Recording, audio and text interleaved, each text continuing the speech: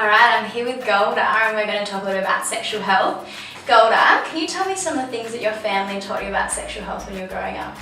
Well, my family didn't really say much to me. In my community, I come from Uganda, and for us, sexual health is a very private thing, and so it wasn't a conversation that we had on a daily basis with my mum. And so when puberty came up, it was very difficult for me because I couldn't say anything to her because it was this stigma attached to talking about sexual health. It's kind of assumed within the community that if you know about sexual health, then obviously you're engaging in it. And so I've always had this fear of saying anything to any family member. It was quite a silent topic growing up, and it wasn't just me. A lot of my friends that also grew up in that community also said the same thing. Yeah, that must have been really confusing. I imagine there was things that you kind of got confused about when you were growing up and things were changing. Oh, for sure. It was very hard because I'm the elder sister, and so when it was happening to me, I didn't really have anyone to talk to. I didn't want to tell my sisters because I didn't want to traumatize them, and I didn't want to tell my mum just in case. I didn't know how she would react, and so I kind of just had the internet to tell me things. And as we all know, the internet's not really the most reliable source of information at times, especially because the body is there's not really a cookie cutter way of the way our body changes, and it's different for everybody. And so for me, I didn't know what was normal for me. That was a very, very confusing time for me, and I really wish I had somebody to talk to, and I really wish I had somebody to kind of give me direction or to kind of say, you know what, that's perfectly normal. What's happening to you is perfectly fine, and I wouldn't be freaking out thinking I was dying or something like that. Yeah. Now that you're in the position and you know a lot more and you're kind of educating other young women about all these changes, what kind of advice would you give to them? My advice is for young people to really find it within themselves and find the strength to talk to other young people and to health professionals, and to make it a normal thing to ask questions and to be curious, especially in terms of sexual health. So you talked a lot about creating a safe space and how that's really important, but is that an easy thing to do for a young multicultural person? Oh, that's very, very hard. It's very hard to get them to that safe space because you have to build a really strong rapport within the community.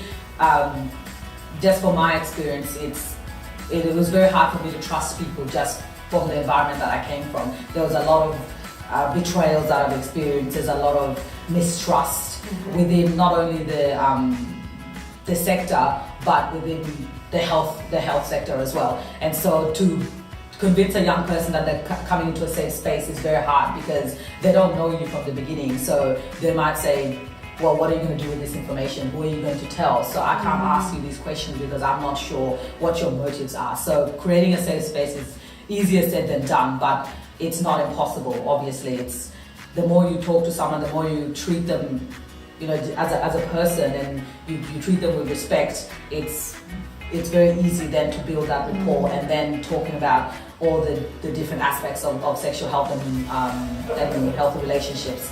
And it's very, just like with any community, it's very achievable within the multicultural community. It just takes the time, exactly. It takes a committed person to say, hey, there is something going on with this community, something that needs to be brought into the sexual health space and within the youth sector as well, and something needs to be done. And so it's about consulting with the community, finding out what the young people need, and then supporting them rather than going in and saying, I have a plan, this is what's going to happen, and by the end of it, everything is going to be fine. That generally doesn't work. And so, creating that safe space it's a two-way street.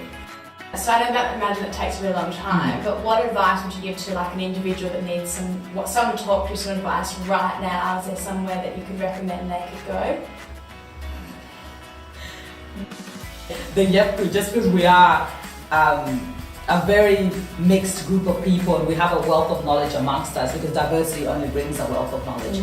And so if it's me that you can relate to, then that's fine. You can talk to me. If it's someone else within the YEP group, that's fine. We have all different types of ways that you can communicate with us. And go on our Facebook or read our blogs.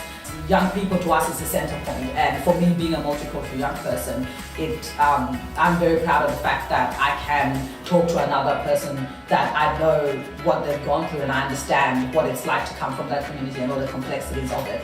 And so if anyone wants to get advice from somebody, even though it seems like the topic's a bit, you kind of feel a bit iffy about it, yeah, there's 12 of us. Surely someone will listen to something. So. Yeah, hopefully someone can Yeah. have a quick chat to. Oh, well, thanks so much for talking to me today, Golda. Thanks, Darcy.